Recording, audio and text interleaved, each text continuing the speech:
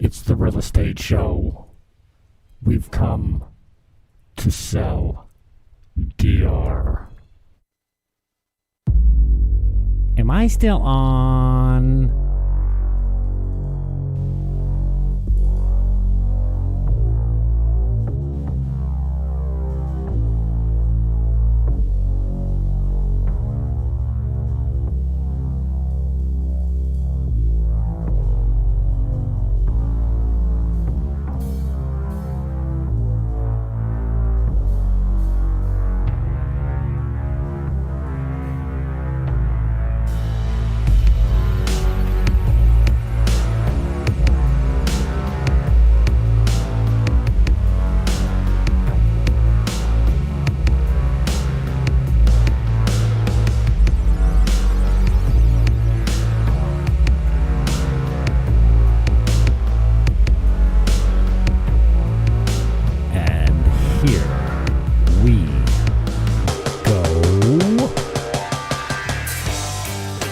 Real estate show. We're going to hit North American real estate and what's going on down in the Dominican Republic and why you should invest here. Welcome aboard.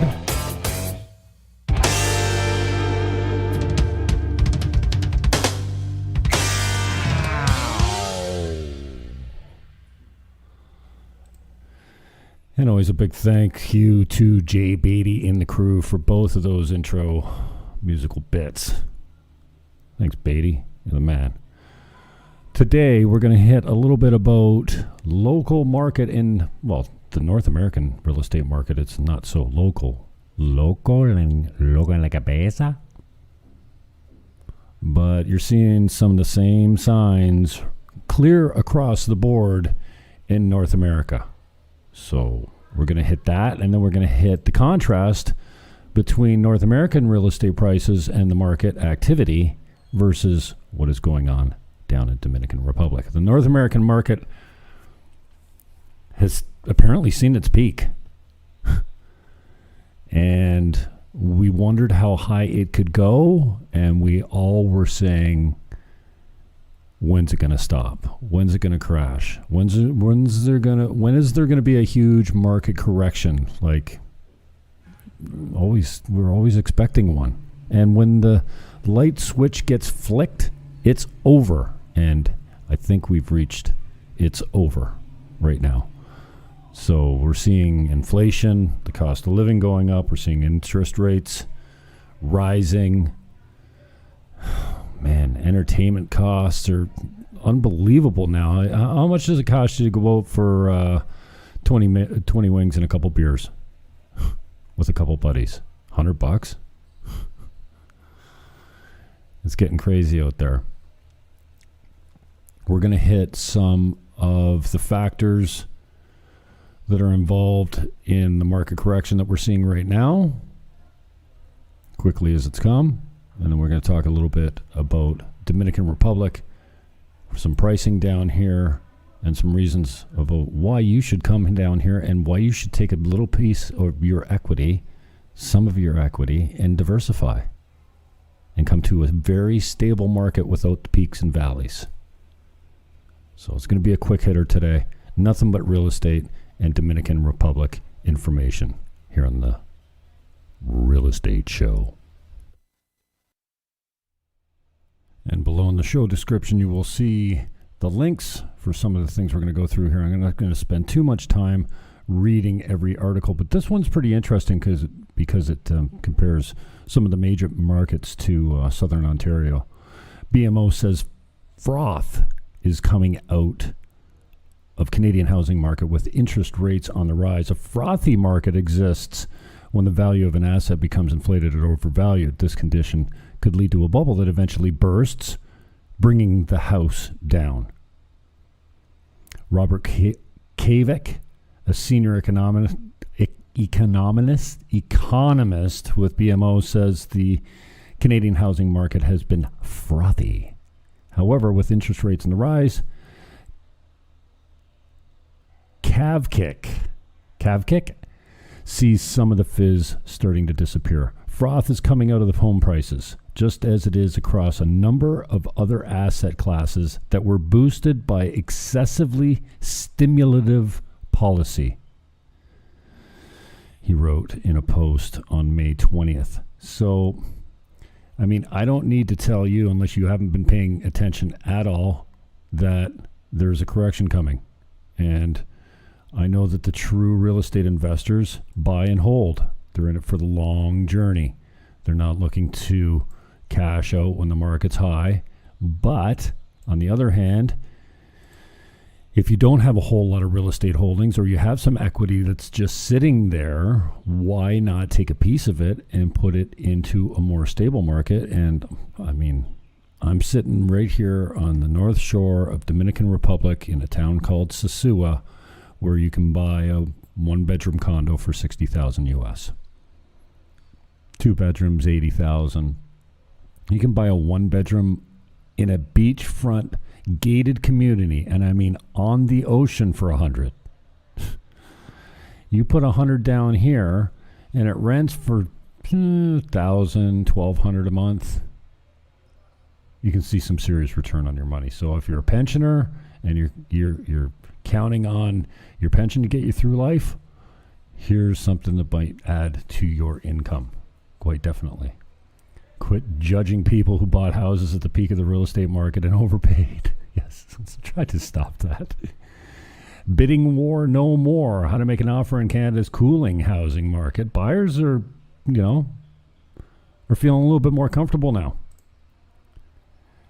This is interesting. How real estate investors and speculators help trigger the onslaught of soaring interest rates. How about soaring prices? What triggered the soaring prices? Maybe illegal offshore money that we don't keep track of? Oh, don't get political. Post haste. Housing affordability suffers worst decline since 1994. We're feeling it. Rents are through the roof. Bank of Canada's rate hike comes as no surprise for BC real estate. It is no, don't go there. It's political again. Jeez. Rate hikes are cooling. This is from the Toronto Star. Cooling Toronto's real estate market, but some home buyers feel the chill more than others. Oh, who might that be? Worry. Buyer's remorse high as real estate markets slow down. The real estate market slowdown materializes. So this is just a good indication of what's happening in North America that we've been calling for a long time. We knew it was going to end at some point. And many indicators in North America are pointing to a serious correction. We've got everything that is in place for a serious correction where we normally feel it, and this one might be a little bit more painful than we're used to. But okay, now we get on to some Dominican Republic. This post is made by Casa Linda. Again, the links will be in the show description wherever you're watching this. And please help out the algos, especially for the new channels, Buying Dominican Republic on YouTube and at Buying Dominican on Twitter. We're broadcasting live there. I don't do that often because I like my bigger accounts where I get more action. But we're building these, so we're broadcasting this live on both channels. Casa Linda wrote this post, thinking of moving to the Dominican Republic permanently. Here's what you need to know. And I'm not going to claim to be the expert. I've only been here 7 months, but let me tell you what I've grown to know true. Grown to know? True. Jesus. I need a drink. I'm recording this at 11:12 in the morning because it's going to be hot as Haiti in here at 8 o'clock, 7 o'clock, when I usually do, it's Thursday morning, when I usually do the Jim Fannin show. So I'm pre-taping this, and my guest today was Eric Matheny. He had to reschedule. So Eric will be on next week, next Thursday, on the Jim Fannin show at 8 p.m. Eastern. So we already talked about the North American market. It looks like it's seen its peak. And DR is stable and rising. So a couple things about DR prices. So when the crash came in 2008, they were flat. They didn't get beat up. They stayed flat for almost 10 years. And then in 2018, it started to rise until COVID hit, and then they went flat again. So it looks like the worst punishment you can get in the Dominican Republic right now with a brisk market and rising real estate prices that we're in right now. And we see evidence of people being able to buy, improve, and flip and make some money, just like you could in the North American market before it went crazy. It'll take you some time to adjust to the pricing down here because it's much, much cheaper. Cost of living's cheaper. Real estate prices are cheaper. Fuel's cheaper, for crying out loud. I've been here 7 months and gasoline prices have risen 20 cents a gallon in 7 months. What have you done? What have you felt in the last 7 months where you're living? And we're seeing inflation, cost of living hurting you in North America. Mortgage rates are on the rise. Bank interest rates are nominal. I mean, that hasn't changed forever. And it's costing you a lot more just to go for entertainment, go to the movies, get a bucket of beer and some wings. We've got a place down the street that gives Fridays 50 wings, 1,000 pesos. That's basically $20. 50 wings, $20. Yeah, it's Crazy Ranch? Yeah, Crazy Ranch. And for the purposes of this broadcast, all prices are USD, American dollars. So when you first come to Dominican Republic, as soon as you land here, you get the same rights as a nationalized citizen does. And actually applying for citizenship, if you'd like to do that, is possible as well. You can enjoy 100% ownership in any property that you purchase. You don't need to get out of the country after 90 days, like some places like Mexico. Mexico, you can't own 50% of a property. You can only own 49% of a property, from what I understand, and a national's got to own the other part. So Dominican has much less in the way of restrictions. One, on how long you stay. Two, there's virtually no real estate taxes here unless you're over a certain price point. We'll get into that later maybe. And there's not significant income taxes to speak of down here. In fact, you can apply for a 10-year waiver or deferral of property taxes and income taxes on the property that you're renting out. So it's your business whether you want to report the income to your native country's government, but down here, man, there's just very little restrictions. There's no restrictions on how long you can stay. I know many expats down here that have been here 20 years and never applied for citizenship.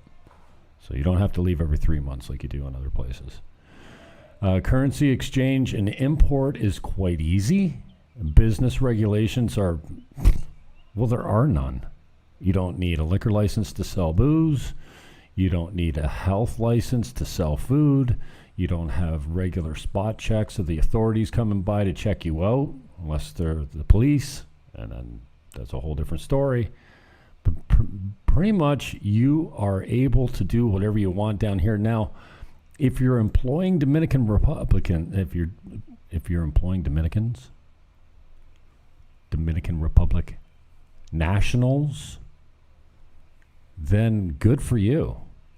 If you're opening a business that takes jobs away from Dominicans, probably they're not looking so kindly on the gringo that's taking jobs from the natives. But you don't see that very much. I mean, most people are coming down here, they're getting into the restaurant business or the bar business or the rental housing market, the Airbnb business.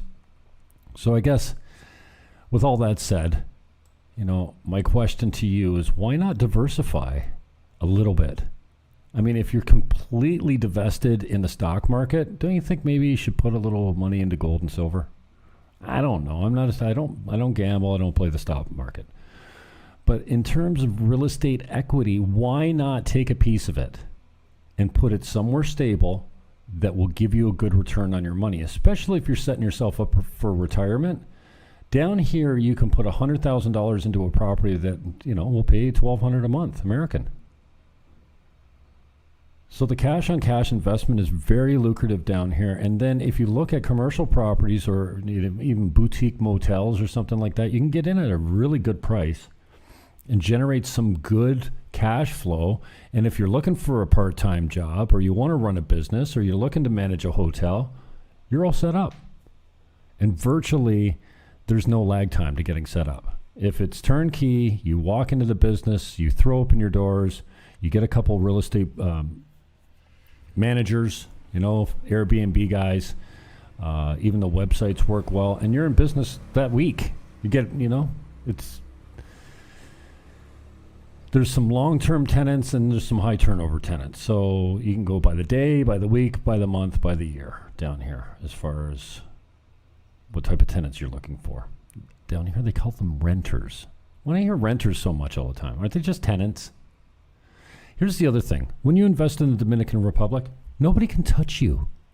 If you have an American account in the DR, you don't have to worry about your Canadian government going in and freezing your account or taking a peek around. It'll be there, and no one can touch your Dominican assets.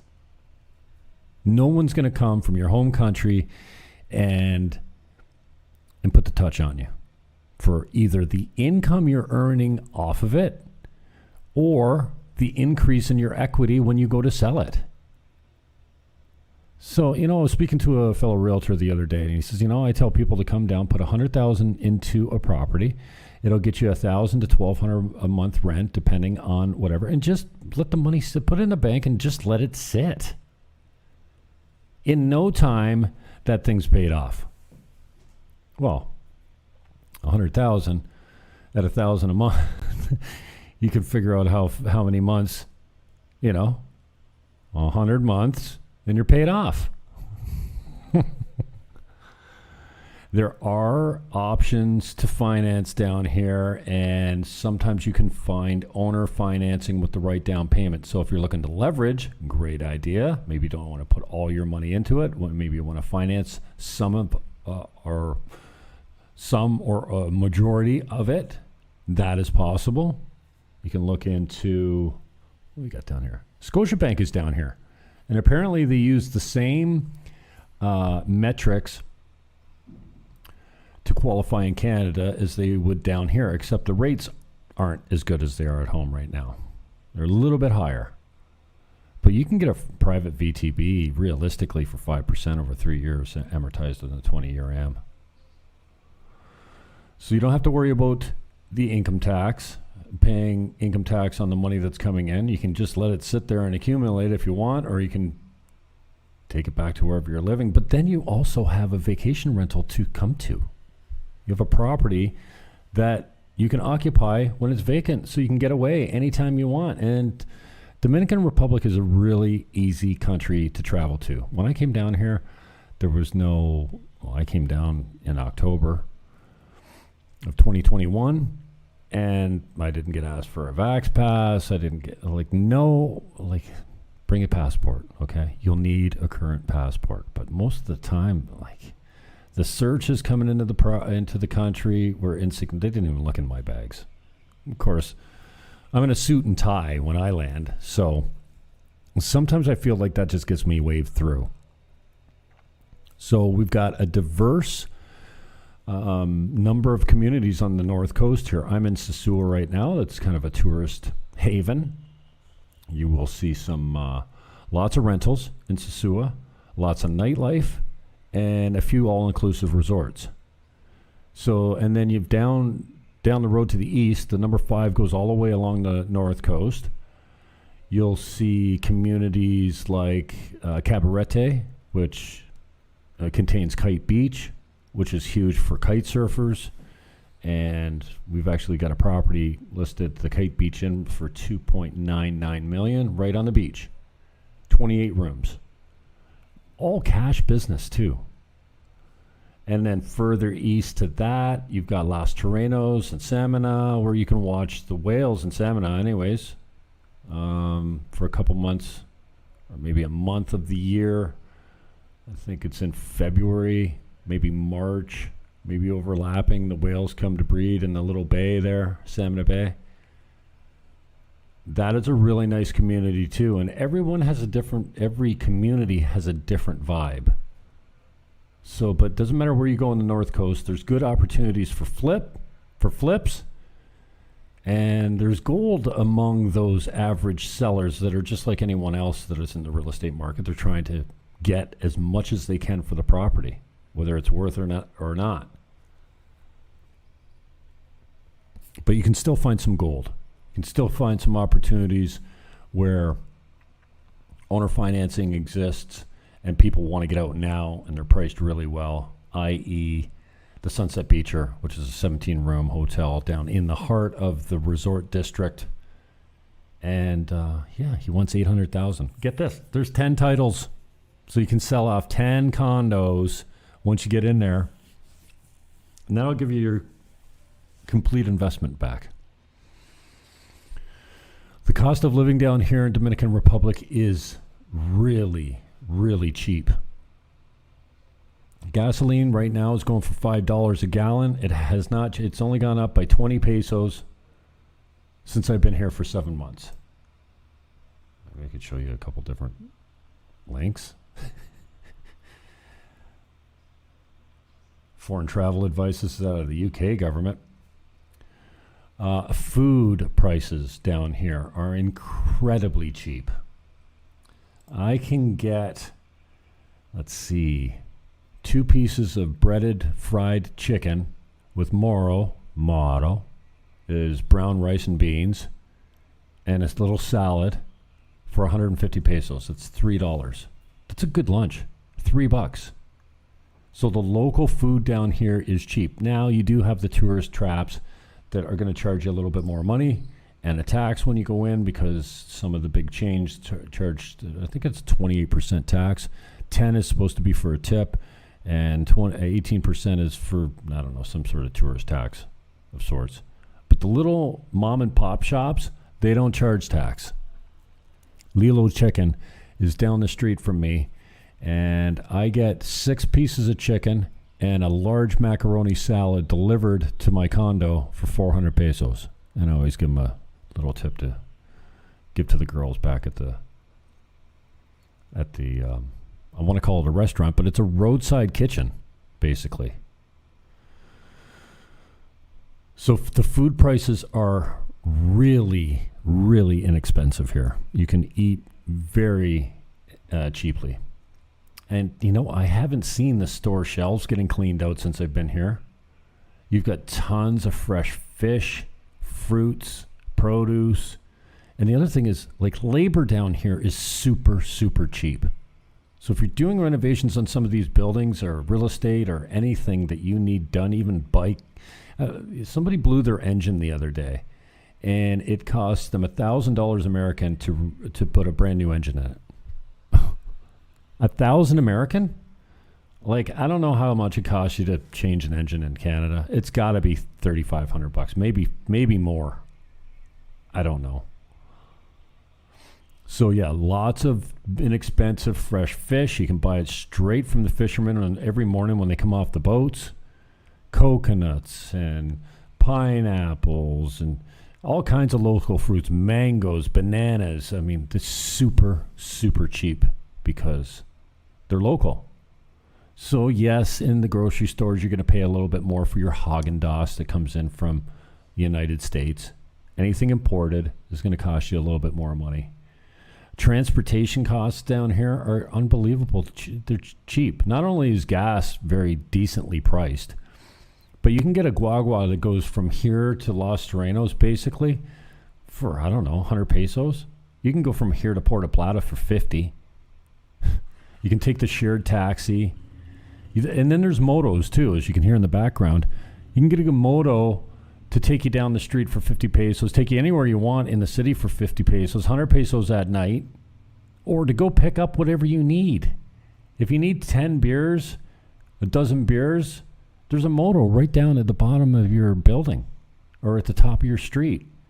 You just say, here, You give them 1,000 pesos and they come back with a 12-pack for you. Beer is pretty expensive down here. Yeah, 1,000 pesos, $20 will get you about a 12-pack. But if you're drinking rum, on the other hand, well, that's a different story. That is just chippy. So you've got the guagua, and you got the motos, and you got shared taxis. And even if you take a air-conditioned coach, if you're going from here to Los Terrenos, it's about 4 hours, it's like $8, 400 pesos to go all the way down the north coast. And just to dispel some myths, there's no hurricanes basically here on the north coast. Haiti does get hit by hurricanes once in a while because they're exposed. But right here, we have a reef and we have mountains that carves the hell out of hurricanes when they come up. So they go around us, or they get beat up and cut up when they come over the land or over the mountains or what have you. So you don't have to worry even about hurricane season all that much in Dominican Republic. There's basically no sharks on the north coast. There's actually nothing that is going to kill you here. I don't think you have to worry even about jellyfish, stingrays, sharks, barracudas. Like, there are very few shark sightings, let alone, deaths here in Dominican Republic. At least on the north coast. It might be a little different on the south coast. I can't speak to what the shark population's like on the south coast. It might be a little higher, but for the most part, Dominican Republic's really safe with that stuff. You can swim in the ocean anytime and feel safe. And then you get the real estate prices. Real estate prices are unbelievably cheap. You can get into a brand new build right here at Casa Linda for about $220,000. You get a 2-bedroom, 2-bath, brand new in-ground pool. For crying out loud, you can get the improvement of the dormer on the living room and get it furnished for $250,000. And you can get terms on that too. So in phase 12, which is Casa Linda's new phase, $25,000 holds your lot until January when they break ground. Then you need 35% down less than $25,000. Then it delivers, and then there's a couple other payments in between. Before you close on it, you do a final inspection. Then you transfer the last 10%. You take possession in July of next year. And it's in a brand new gated community. Construction will be done in 2 years tops. It's selling out fast. If there's even a lot left, they released 88 lots about a month ago, and if there's one left, I'd be surprised. But touch me up if you're interested. We'll hook you up. So don't be afraid. There's not much that's going to kill you down here. There's not poisonous snakes to be, unless you live in the jungle. There's nothing that's going to hunt you as a human being. And healthcare down here, despite what you might have heard, I haven't experienced it firsthand, but healthcare is pretty good down here. And it's reasonable. If you want coverage, it'll cost you $1,500 a month. Or $1,500 a year, sorry. Tops. Now, there are different plans. I was on a plan when I first came down here. It was basically $60 a month, and that was like the top healthcare package. So healthcare is something that you don't have to be all that concerned about. Crime rates, I think, are overstated. So much of what you hear about the crime down here is urban legend. You're hearing about decade-old murders of tourists that had, were killed suspiciously in their resort and stuff like that. It's just that you don't hear that stuff down here. Now, if you're taking young girls around and doing things you shouldn't be doing, you better look out. That is one thing that is not tolerated on this island, because the natives will take care of it. And I don't even need to get into, my American friend sent me a picture the other day, a video the other day, and the description made me not click it because it sounded so gross, but it was basically some local guys getting correct on a petter. So I would not recommend playing that game. So real estate prices are good, and the rental prices are solid because this is a rental town. It's a rental it's an island of heavy rentals, vacation rentals, and the prices are decent. And if you have a decent product, you will get returns. And if you have a decent product, you will get good rates. So we touched on the crime. I think mostly it's petty crime down here. Unless you consider prostitution and drug dealing like a serious crime, then it's only small crimes, it seems like. Petty crimes, pickpockets, you know. You just got to have your head on a swivel just like anywhere else. But you know what? I haven't experienced a crime wave down here. And comparing it to back home, with so many people's houses that are on ravines or train tracks, with easy getaways being the target, like endless targets to home invasions. I don't know. I don't hear about home invasions down here. Again, I've only been here 7 months, so I only have a limited kind of window into my knowledge here. But from what I see, I walk the streets at all times of day and night, down the back roads, downtown, all over the place. And I'm talking like all times of night, and I've never felt unsafe once. You know what else you don't see is drug addicts and homelessness. I mean, maybe it's because the weather's so, accommodating here that they are, what are they, just in the jungles or the mountains or something? Because like you just don't see addicts and homelessness littering the street. And you don't see the mental health concerns that you see in North America either. And you know what else you don't see? Drug addicts. There's no opioids down here. People are not dying. I think, what would they say? So 5,000 people died in Canada last year of opioid overdose. You can't get opioids down here. I mean, you can get anything if you pay. But that's one thing that just doesn't exist down here. If you want perks, if you're coming down here and you use perks to manage pain, bring them with you, and bring lots, because you will not find them down here. Ibuprofen, no problem. If you're in the hospital, yes, you can get the painkillers, but once you're out, that stuff's done.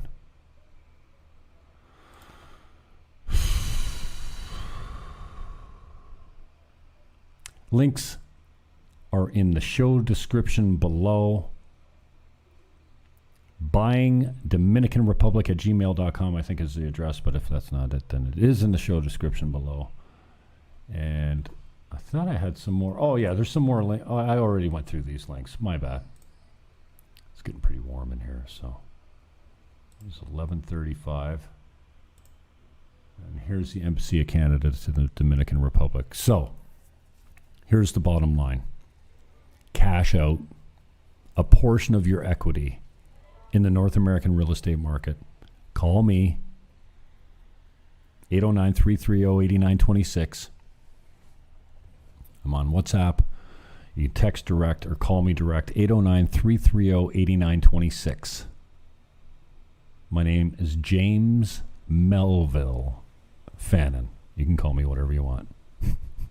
Just don't call me Jim if you're my friend. My friends don't call me Jim.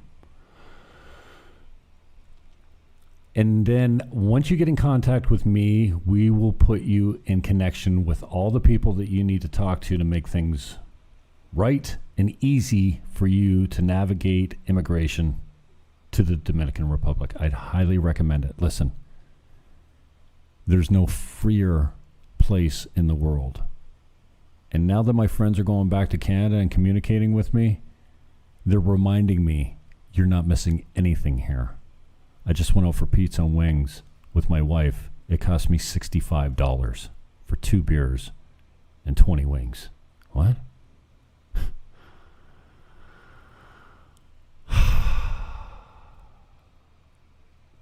Experience the freedom of Dominican Republic. Cash out a little bit of your equity and put it in a market that's stable, that doesn't suffer the peaks and valleys, and where a small investment can give you a really nice return on your money. Peace, love, hug your neighbor, and whatever you do, invest in Dominican Republic. I am out.